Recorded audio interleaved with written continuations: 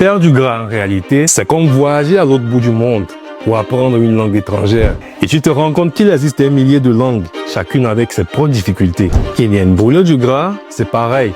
Chaque étape est une langue que tu dois apprendre. D'abord, il y a l'alimentation. C'est comme les Chinois. C'est une jungle de symboles incompréhensibles. Par exemple, ce caractère veut dire feu. Mais si tu ajoutes un simple trait, ça devient éteindre. Une petite erreur et tout ton sens change. Pareil avec ton assiette. Un excès de sucre et ton feu de progression s'éteint. Et vient le cardio. C'est comme du chinois. Ma égale à maman.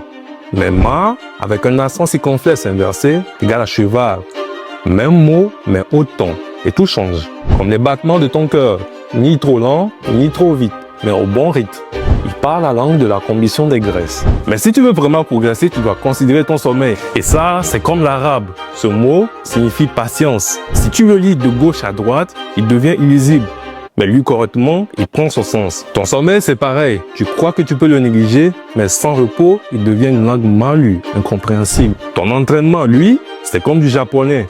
Comme ces trois écritures, hiragana, katakana et kanji, qui signifient tous les trois la force. Si tu en utilises qu'un, ta phrase est incomplète. Comme ton entraînement, il te faut de la force, du contrôle et de la régularité.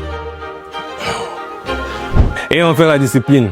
Peu importe là où tu voyages, peu importe la langue, la discipline et la régularité sont toujours les clés.